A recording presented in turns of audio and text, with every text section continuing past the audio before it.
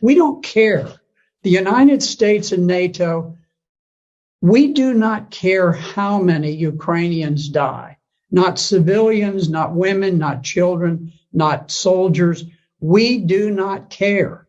It's become a great football game. We've got our team, they've got our team, rah, rah. We want to get the biggest score and run it up.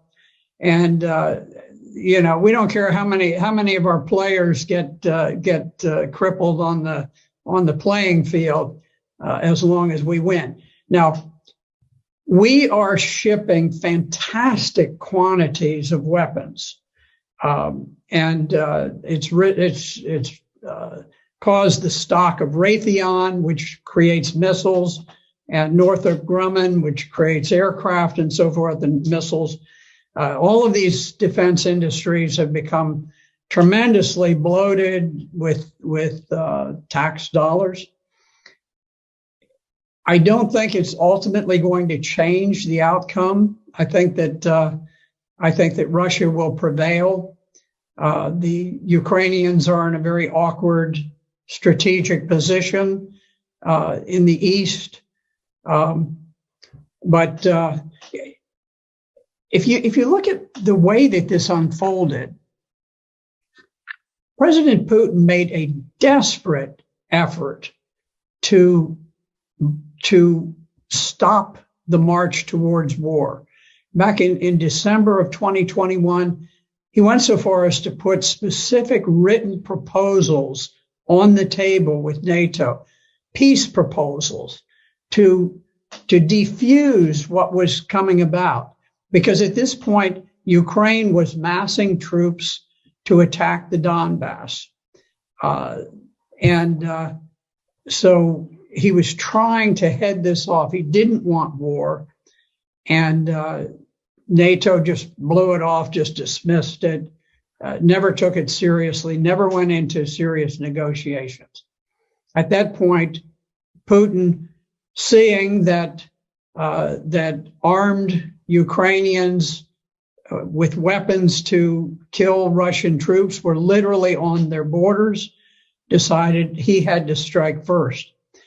Now, you could see that this was not some pre-planned attack. This was not like Hitler's attack into Poland, where the standard rule of thumb is that you always have a 3-to-1 advantage when you are the attacker. You have to mass 3 times as many tanks and artillery and planes and men as the other side has. In fact, when Russia went in, they went in sort of with what they had, what they could cobble together on short notice, and they were outnumbered by the Ukrainian forces. The Ukrainian forces had about 250,000. The Russians had perhaps 160,000. So instead of having 3 times as many, they actually had fewer troops than the Ukrainians, but they were forced to attack to try to preempt the battle that was looming, where the Ukrainians had massed these forces against the Donbass. Now, the Donbass is adjacent to Russia. It is a portion of Ukraine that did not join with the revolutionary government that conducted the coup in 2014 and overthrew the government of Ukraine. They refused to become a part of the new revolutionary government of Ukraine.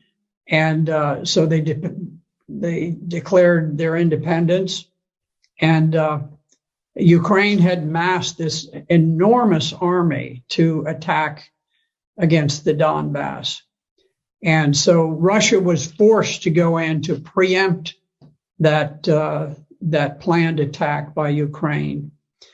And you could see that Russia very much hoped that they could conduct this special operation without unduly causing casualties for the Ukrainians, because they they think of the Ukrainians, or at least they did think of the Ukrainians as brother Slavs, that they wanted to have good relations. But there was a famous picture with a Russian tank that had been stopped by a gathering of maybe 40 civilians who just walked out in the road and blocked the road, and the tank stopped. I can tell you, in Vietnam, if we had had a bunch of people who stood in the way of an American tank going through, that tank would not have slowed down in the slightest. It wouldn't have honked a horn. It wouldn't have done anything. Wouldn't have fired a warning shot. It would have just gone on. And I think that's more typical. I'm not criticizing the Americans. I was there and I was fighting, and I probably would have driven the tank straight through myself. But what I'm saying is that the rules of engagement for the Russians were very, very cautious. They didn't want to create a great deal of hatred and animosity. The Russians did not go in. They did not bomb the electrical system, the media systems, the water systems, all of these, the bridges and so forth. They tried to retain the infrastructure of Ukraine in good shape because they wanted it to get back. They just wanted this to be over with and get back to normal. It didn't work. The Ukrainians, the resistance was unexpectedly hard. The Ukrainian soldiers fought with great valor, great heroism, and so now the game has been upped and it's become much more serious.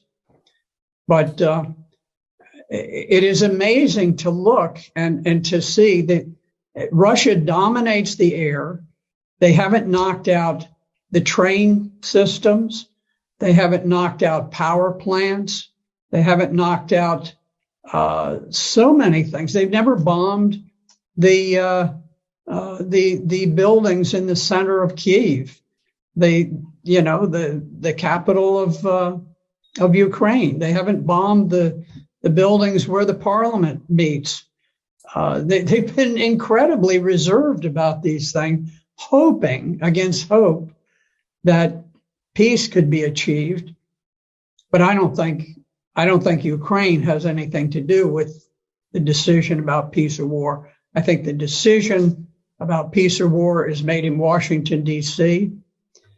As long as we want the war to continue, we will fight that war using Ukrainians as proxies, and we will fight it to the last Ukrainian death.